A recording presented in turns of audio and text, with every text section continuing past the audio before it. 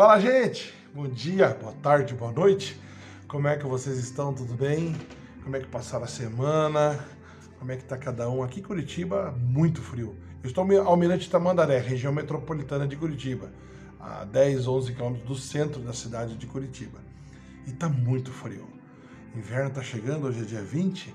Amanhã, oficialmente, entramos no inverno. Mas o fato curioso é que, mesmo que esteja friozão lá fora, estamos aquecidos no nosso coração, no nosso entendimento, por uma chama da palavra, uma chama de Deus que realmente tem nos dado vigor e nos colocado realmente como fortaleza, assim, diante de tantas adversidades que a gente tem passado. E isso não vem de nós, com certeza é graça de Deus, é bênção do Senhor sobre nossas vidas. E eu estava no meu período de devocional, já meditando um pouco, orando um pouco, tendo um particular com Deus, e me veio um questionamento muito interessante, uma pergunta muito intrigante, quem merece? Quem merece? Quem merece ser salvo? Quem merece ser resgatado? Quem merece ser alcançado? Quem merece perdão? Como podemos quantificar o que uma pessoa merece ou a outra que não merece? Ou classificar quem tem esse direito ou quem não tem esse direito? Porque as notícias atuais nos entristeceram um pouco no dia de ontem, né? Dado um fato trágico nosso aqui na região do Paraná, na região metropolitana de Londrina, um fato lamentável de um crime muito estúpido, onde há um resumo geral, que é uma notícia que correu nos jornais, telejornais da nação, e a preocupação justamente no âmbito da escola, onde um garoto adentra uma escola com um motivo, né, simples para acessar aquele ambiente e ali desfere tiros e acaba tirando a vida, né? Atirando contra uma garota, contra um rapaz. E perguntas são feitas, né? Perguntas são feitas e por quê? Para quê? Até que ponto chega a loucura do amor, do passional, ou então da crueldade, da vingança, do desejo de ceifar a vida de alguém? Quem merece? Quem merece? Quando eu falo sobre quem merece ser salvo, entra também a questão, mas quem merece ser morto? A nós não é dado o direito, nós, seres humanos, nós não temos o direito de tirar a vida, porque nós não temos o poder de dar a vida a ninguém. E tirar a vida, muito menos de alguém, não compete a nós. Mas então por que tem tanto assassino? Por que tem tantas pessoas matando? Infelizmente há muita mortandade, há muita morte. Mortes trágicas por acidentes, por exemplo, mortes de velhice, mortes por uma doença, uma enfermidade, mortes estúpidas de pessoas que tiram a vida dos outros. Mas o fato é quem merece? Quem merece? E quem merece ser resgatado, salvo de tudo isso? Mas o que eu quero dizer aqui, dentro desse tempo, desse espaço de tempo que temos, é que nesse devocional, nesse tempo de escutar Deus e estar um pouco mais próximo do que Deus quer falar aos nossos corações, a pergunta veio muito, muito forte no meu coração. Quem é que merece? Eu não sou merecedor, não. Nós temos um respaldo bíblico que nos ampara, numa instrução bíblica, dizendo que o salário do pecado é a morte. Infelizmente, no início da humanidade, nós temos uma herança de pecado trágica lá do Éden, Adão e Eva, uma história que nós não vamos entrar no detalhe, mas pela desobediência e transgressão de um homem, apenas um homem ali, naquele lugar, toda uma humanidade acabou sendo impregnada por uma sentença de que nós iremos morrer. Ou seja, esse corpo, essa carne natural, ela vai morrer. Ela vai morrer. Porque nós fomos criados por Deus. Aí é uma questão de discussão muito vasta, mas para a gente não fugir do assunto e não se perder no caminho do nosso raciocínio, Nós precisamos ser resgatados. A morte que nos foi sentenciada é uma morte eterna pelo pecado. Morrer, não apenas essa carne tombar e padecer aqui pelos seus danos, porque somos pecadores, mas nós somos condenados a uma morte eterna, a estarmos longe, afastados de Deus. E o bom de tudo isso, o interessante de tudo isso, é que nós temos um Deus que é amor, que nos ama incondicionalmente. Que mesmo nós estando afastados, sendo transgressores, Ele traçou um plano para resgatar a nossa vida. Se você for para o livro de Romanos, propriamente no livro de Romanos, seu capítulo 5, que ele vai trazer, Paulo traz nessa carta aos Romanos um detalhamento bem claro sobre isso. Pelo pecado de um só homem, adentrou toda essa corrupção humana, esse corromper da raça humana. O primeiro Adão, lá atrás no Éden, era necessário que, através de um homem também, nós fôssemos justificados. Por um entra o pecado, pelo outro entra a salvação. E quem é esse segundo Adão? Jesus Cristo, Filho de Deus, unigênito do Pai. Que somente Ele, alguém sem pecado, alguém sem corrupção, alguém que não foi corrompido, alguém que não foi contaminado por tudo que está aqui, permanecesse dentro desse sistema, porque Jesus se fez carne, foi homem, habitou aqui, viveu aqui entre nós, padeceu todas as situações possíveis ao homem, mas em momento algum deixou-se contaminar, deixou-se transgredir, deixou-se por desobedecer ou ser levado, permaneceu santo até o final e experimentou a morte da cruz. E pela cruz de Cristo nós fomos salvos, resgatados. Mas a gente ainda pergunta, quem é que merece? Será que o cara que assassinou merece? O cara que roubou merece? Porque para nós, muitas vezes, que somos tendenciosos a colocar peso em pecado, em transgressão, enganar pode, matar não. Matar é pecado, mas enganar não.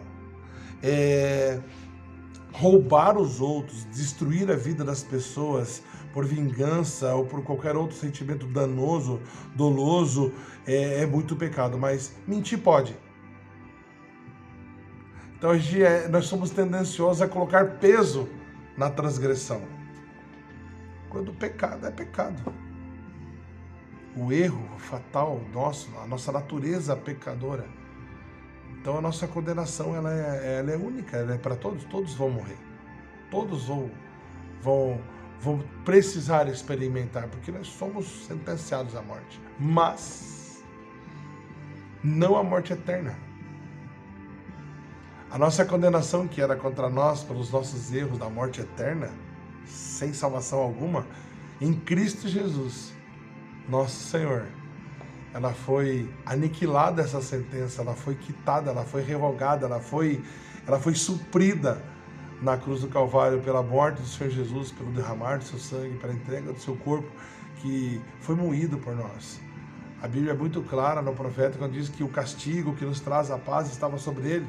Ele levou sobre si as nossas dores, as nossas transgressões, tudo estava sobre ele.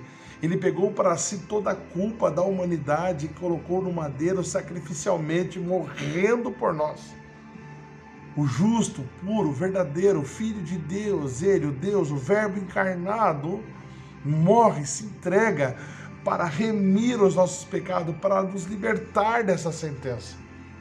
E o gostoso, lindo de tudo isso, é que a morte experimentada por Cristo, ela não durou, porque Ele venceu a morte, porque Ele ressuscitou, Ele está vivo. E como realmente essa cartada de Deus é assim, por mais que a sentença que Ele carregou de toda uma humanidade o levou à morte por essa entrega que Ele decidiu se entregar por nós, a morte não pôde detê-lo, porque ela não tinha como ter uma legalidade, ela não tem legalidade realidade sobre o corpo de Jesus, porque Jesus, santo, sem pecado, imaculado, decidiu se entregar, morreu, mas a morte não pôde segurá-lo, porque ele não tinha uma sentença condenatória sobre ele, ele vem ressuscitado.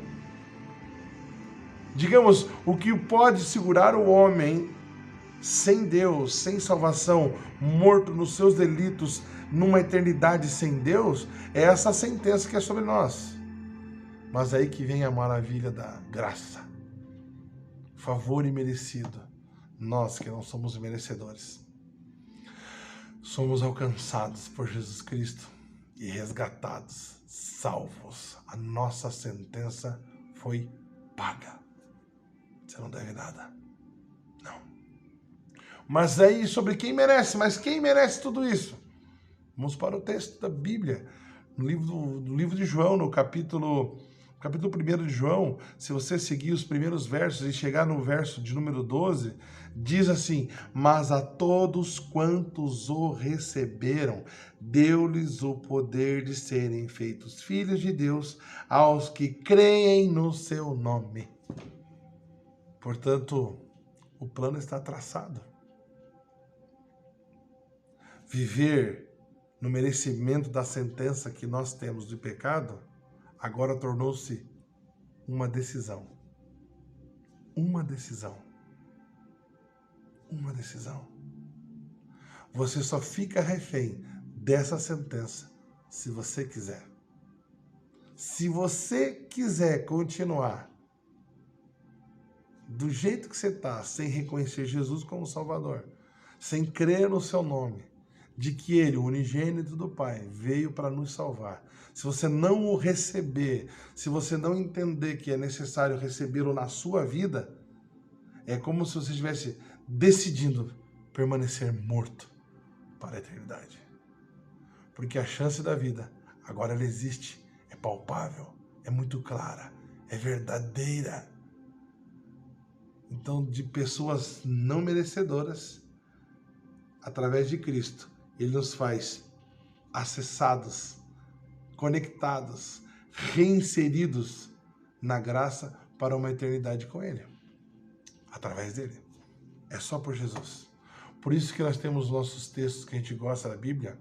Isso em qualquer Bíblia, na Bíblia cristã evangélica, na Bíblia cristã católica, você vai encontrar justamente esse texto. O próprio Jesus dizendo assim: eu sou o caminho, a verdade e a vida. Ninguém vem ao Pai se não for por mim. Todo acesso à eternidade, todo acesso de volta ao colo do Pai, ao aconchego do Pai, aquilo que nós somos criados para nos relacionar com o Pai, com esse Deus que Ele é amor, é o amor dele que fez toda essa estratégia de entrega do Filho para que nós possamos voltar para Ele. Então, quem merece? Todos. Em Cristo, todos. Sem Cristo, nós não somos merecedores. Em Cristo, Ele nos reconectou, nos fez, pela graça, esse favor que nós não merecíamos, nos fez vivos de novo para uma eternidade com o Pai. E alguns ainda se perguntam, nessa questão, fica naquela questão do merecimento, o que eu vou fazer, e o que eu vou fazer, não tenho, eu sou muito pecador. Quem não é pecador? Quem não tem pecado, que atire a primeira pedra, como bem disse o Senhor Jesus naquela passagem que a mulher adúltera foi pega em adultério. Os acusadores foram embora. Mas aquele que permaneceu ali, Cristo, sem pecado, que poderia apedrejar pela lei de Moisés, largar pedra naquela mulher, ele fala assim: se eles não estão aqui para te acusar, para te condenar, tampouco eu. Vai, não peques mais. E se nós formos para o livro de Lucas, na história de Zaqueu, que era um publicano, cobrador de impostos, odiado naquela época pelo alto índice de corrupção na parte de impostos, Zaqueu, quando encontra com Cristo e Jesus chega até a sua casa, diz o texto de Lucas 19, que quando ele adentra a casa e muitos começam a comentar que ele vai entrar em casa de pecador, o que ele fala? Ele fala justamente isso no versículo 10 de Lucas 19. Porque o Filho do Homem, Jesus Cristo, ele veio buscar e salvar o que se havia perdido. A missão de Cristo aqui não foi outra a não ser nos resgatar. Porque o nosso textuário bíblico de salvação, em João capítulo 3, versículo 16, ele diz justamente isso. Qual é o texto? Porque Deus amou o mundo de tal maneira que deu o seu Filho unigênito para que todo aquele que nele crê não pereça, mas tenha a vida eterna. Segue o 17, que muitos leem o 16, mas não se atentam para o 17. Porque Deus enviou seu Filho ao mundo não para que condenasse o mundo, mas para que o mundo fosse salvo por ele. Nesse exato momento, Jesus Cristo, ele é o nosso advogado. É exatamente a pessoa que pega a nossa sentença, nosso caso, perdido para muitos, se apresenta como advogado.